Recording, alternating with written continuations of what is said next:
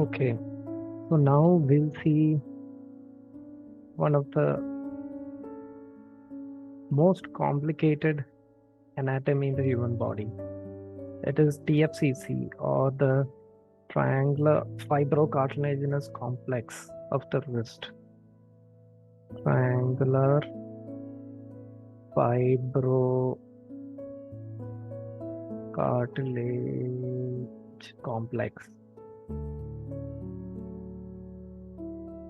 Before I start, as I told, this is arguably one of the most complex anatomy, but I have made it as simple as possible. Okay.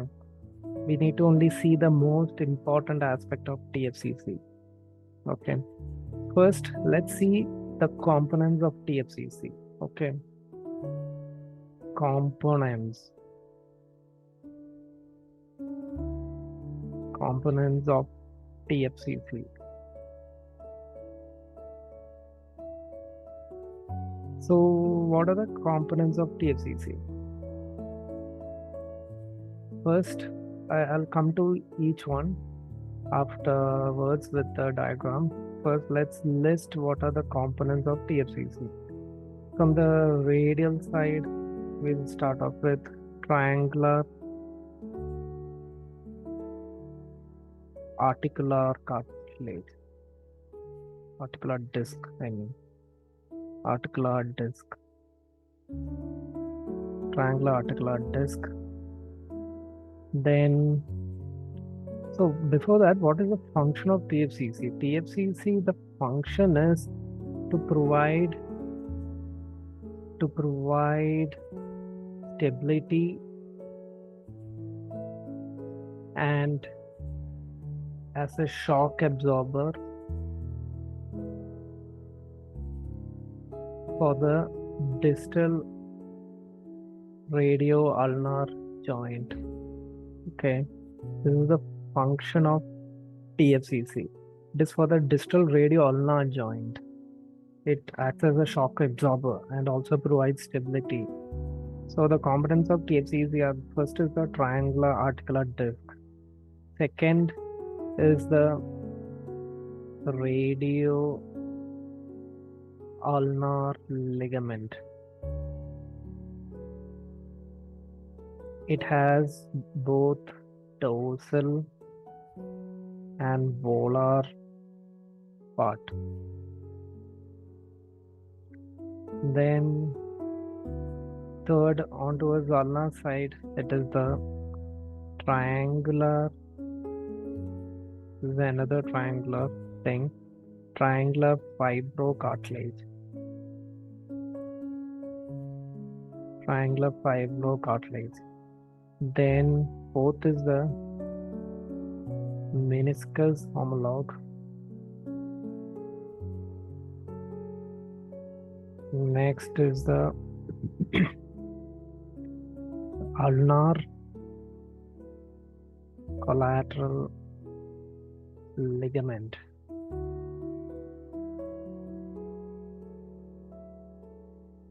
Ulnar collateral ligament. And last but not the least is the tendon sheath of ECU.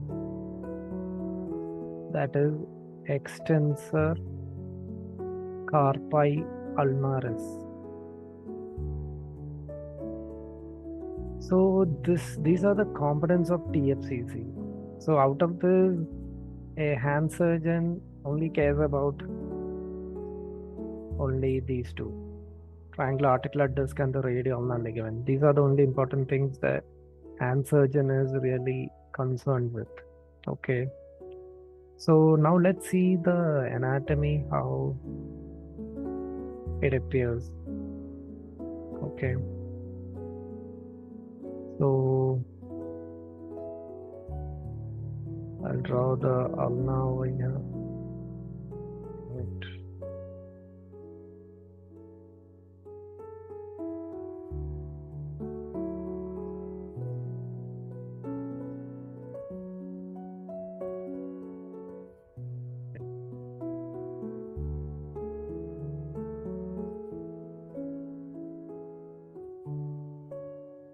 So this is between the radius and the ulna. Okay, so the radial border will come somewhere over here. Then the distal ulna will be here, somewhat like this. This is the ulna. This is the radius. Okay, and the carpal bone, the lunate will be somewhere here, and the next carpal bone adjacent is the triquetral. This is the lunate and triquetral. Triquetrum, sorry. Triquetrum. Okay, so first we'll see the first component, that is which is the first component? Triangular articular disc. Okay, so the triangular articular disc, we are starting from the radial side, so it comes over here.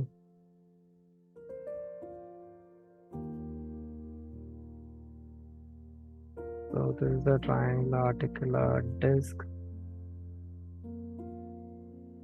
Then next is the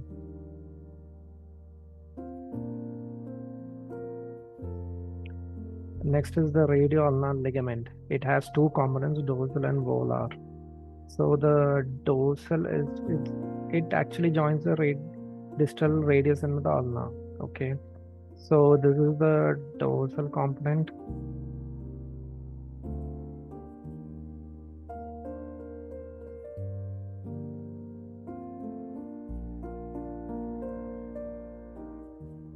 So it comes over here. This is the dorsal component of radioulnar ligament. So it comes over here.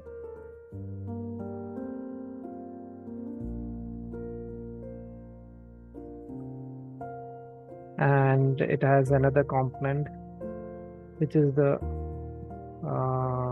volar component. It comes above this. Okay. This is the volar component of radioulnar ligament. Okay.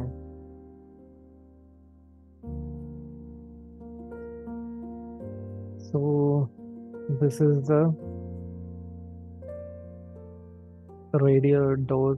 volar component of radioulnar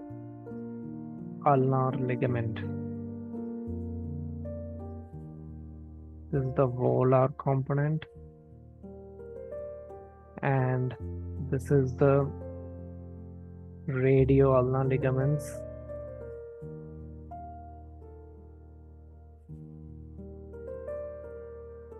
Dorsal component.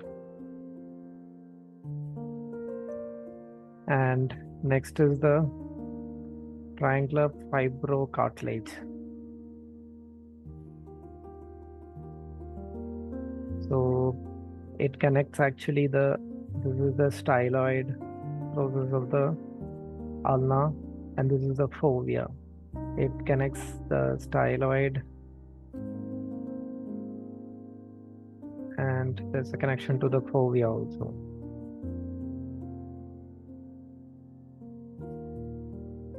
This is the triangular ligament. Okay, and it attaches to the other part of TFCC.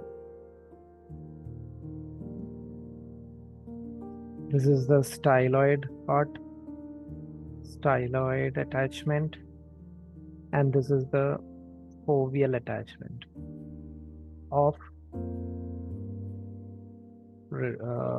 triangular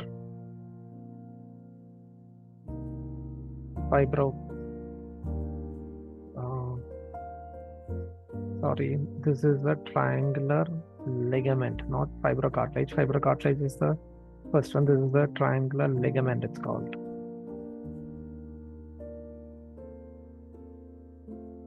triangular ligament. Okay.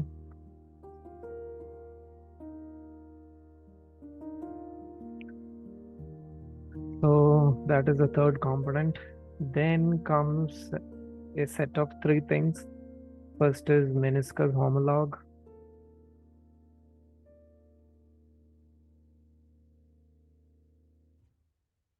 So it comes over here.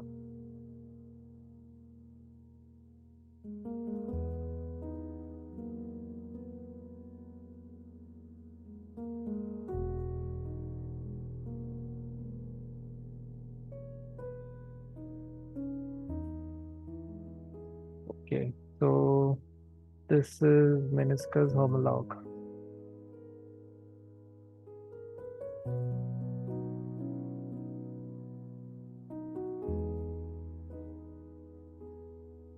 And next is the ulnar collateral ligament.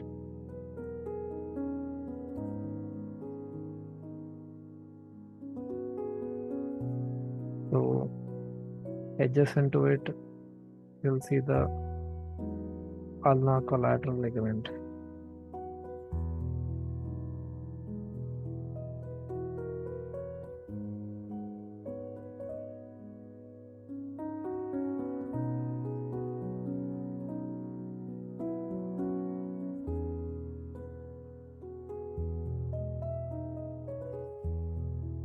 So it's the ulnar collateral ligament.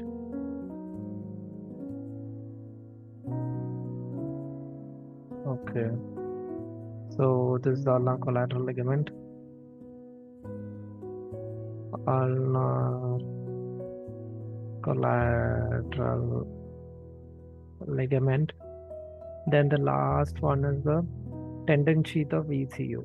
So this is the adjacent to that is the tendon sheath of ECU. Okay. So these are the components of TFCC.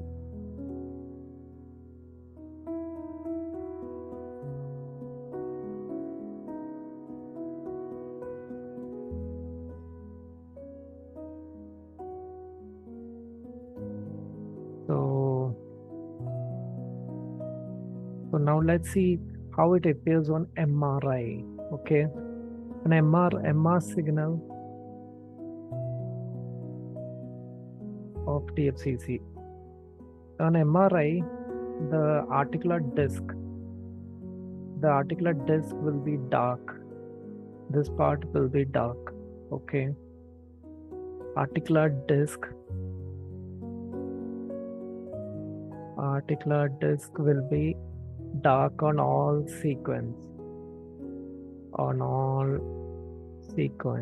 Okay, and these are the radial attachment. You can see this is the radial attachment. This is this is the ulnar attachment. This is the ulnar attachment, and these are the radial attachment. All the radial and ulnar attachment will be of intermediate signal intensity.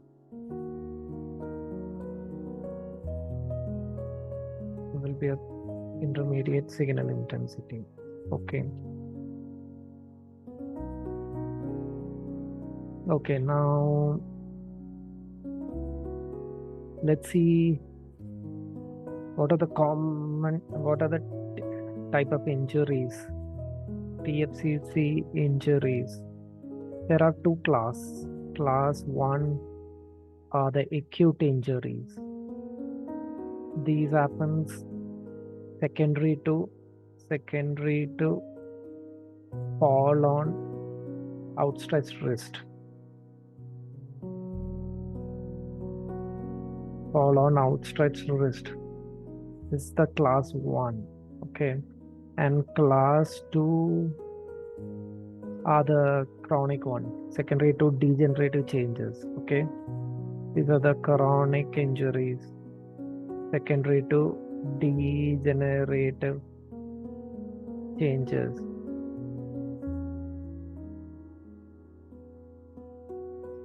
Okay.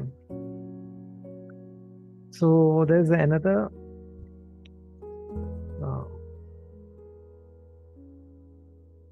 Says another type of commonly seen injury is the central perforation.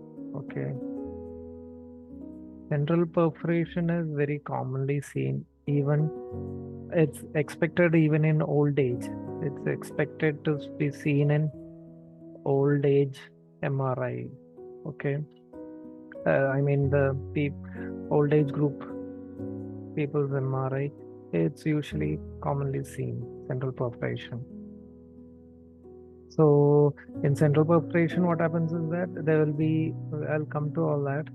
There'll be a disruption in the central part. We'll come to that with examples later.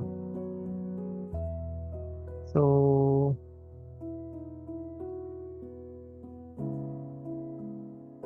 now let's see.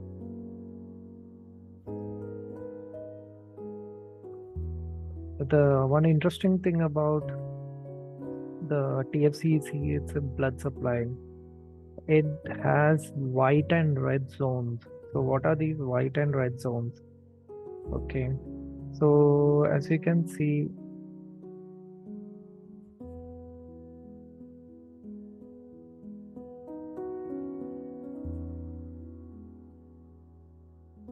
the ulnar side, this is the ulnar side. Okay.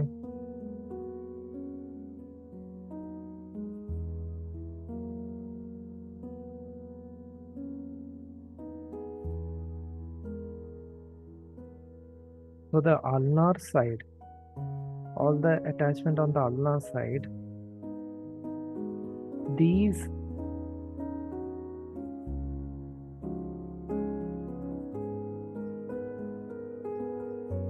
all the attachment on the ulnar side, this is the red zone because there is good blood supply on this side, whereas the other side, which is the radial side, has poor blood supply.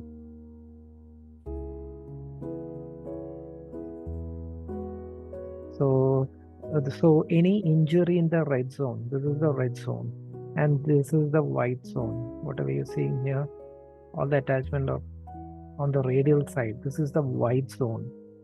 So any injury in the white zone, it takes a long time to heal, or it does not even heal many times. But on the red zone, because there is good blood supply on the ulnar side, it undergoes better healing. Okay. So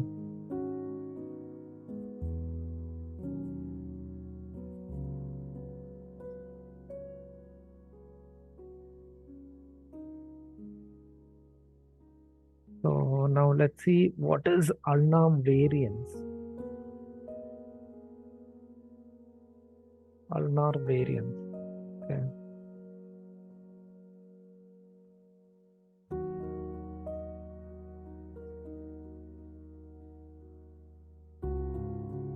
So the ulnar variance. So first I'll draw a neutral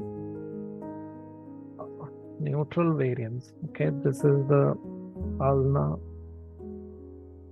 and this is the radius. Okay, so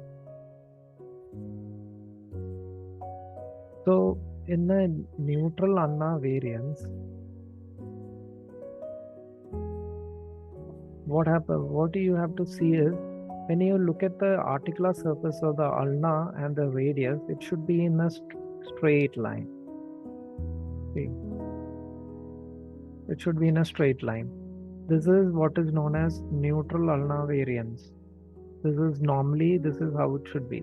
This is the normal appearance. That is the neutral ulnar variance. Okay. And what happens in a positive ulnar variance is this is the ulnar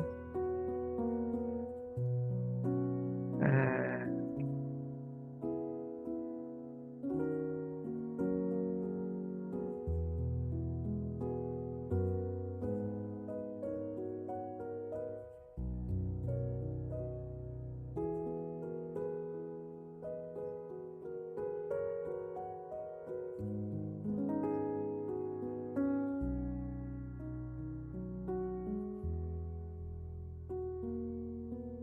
So in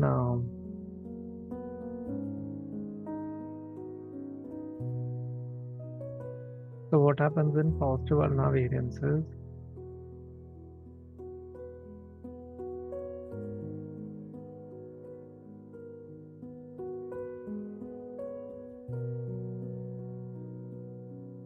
So in positive ulnar variance,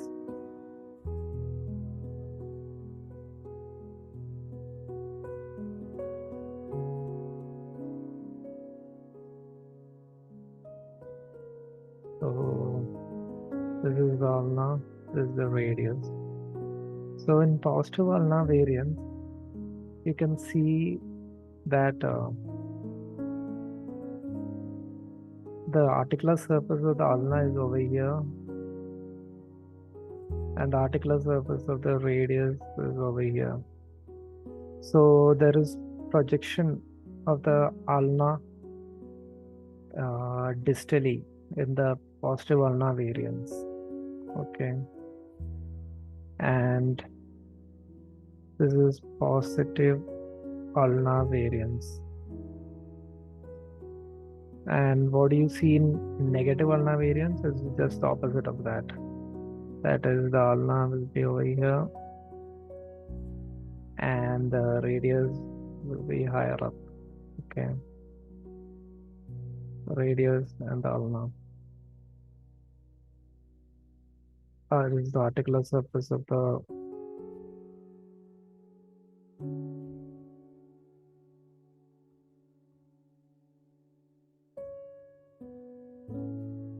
articular surface of the ulna, and this is the articular surface of the radius. Okay.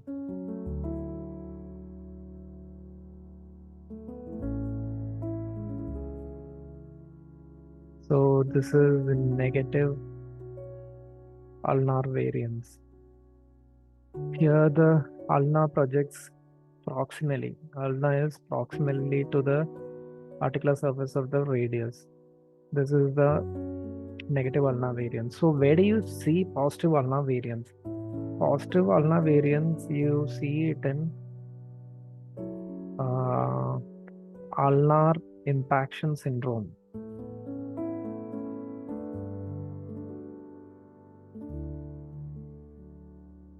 This is nothing but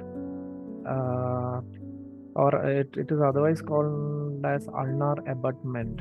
So here what happens is the ulna gets pushed and it literally goes and hits the carpal bone there, which is the lunate. Okay, so the ulna goes and hits the lunate and there is injury, and also the ligament TFCC will get torn because of the ulnar movement. Okay, in this condition it results in ulnar impaction syndrome will result in a positive ulnar variance, and negative ulnar variance you see it in Keen box disease or lunatomalacia, that is avascular necrosis of lunate. Okay, when avascular necrosis of lunate happens, in those conditions, it will result in negative ulnar variance. That is Keen box disease. Okay. So, and usually, what do you see in avascular necrosis of lunate? What you see on an X-ray is there will be sclerosis. Okay, that is, the lunate will be more white in color. Okay, and on MRI, avascular necrosis is dark on all sequence. Dark on MRI. Okay, and usually Keen box age group is between 20 and 40 years. That is the usual age group. So these are some of the common MCQ questions that are asked regarding this. Okay. So that is it.